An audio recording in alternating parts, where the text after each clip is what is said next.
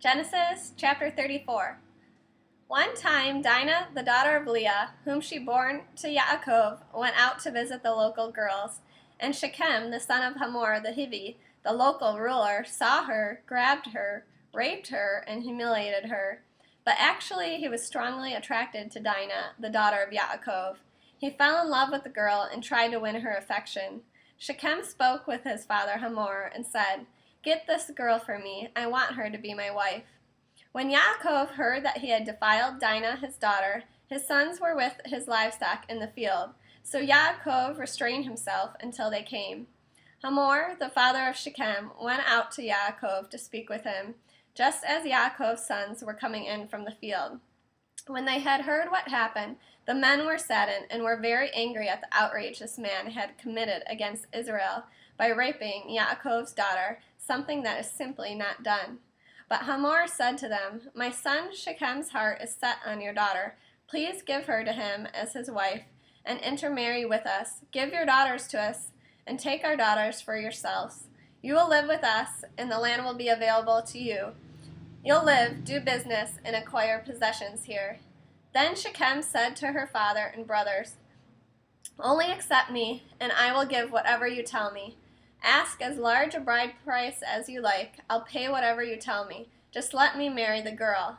The sons of Yaakov answered Shechem and Hamor his father deceitfully, because he had defiled Dinah their sister.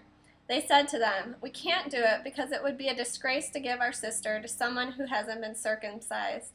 Only on this condition will we consent to what you are asking, that you become like us by having every male among you get circumcised. Then we'll give our daughters to you, and we'll take your daughters for ourselves, and we'll live with you and become one people. But if you won't do as we say and get circumcised, then we'll take our daughters and go away." What they said seemed fair to Hamor and Shechem, the son of Hamor, and the young man did not put off doing what was asked of him, even though he was the most respected member of his father's family, because he so much wanted Yaakov's daughter. Hamor and Shechem, his son, came to the entrance of their city and spoke with its leading men. "These people are peaceful towards us.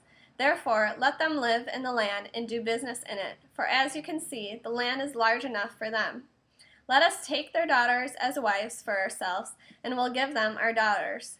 But the people will consent to live with us and become one people only on this condition, that every male among us gets circumcised, as they themselves are circumcised. Won't their cattle, their possessions, and all their animals be ours? Only let's consent to do what they ask, and then they will live with us." Everyone going out the city's gate listened to Hamor and Shechem his son, so every male was circumcised, every one that went out the gate of the city.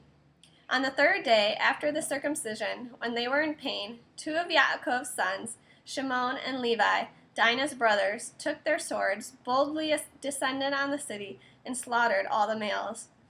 They killed Hamor and Shechem his son with their swords, took Dinah out of Shechem's house, and left. Then the sons of Yaakov entered over the dead bodies of those who had been slaughtered and plundered the city in reprisal for defiling their sister. They took their flocks, cattle, and donkeys, and everything else, whether in the city or in the field, everything they owned. Their children and wives they took captive, and they looted whatever was in the houses. But Yaakov said to Shimon and Levi, "You have caused me trouble by making me stink in the opinion of the local inhabitants, the Canaanite and the Perizzite. Since I don't have many people, they'll align themselves together against me and attack me, and I will be destroyed, I and my household." They replied, "Should we let our sister be treated like a whore?"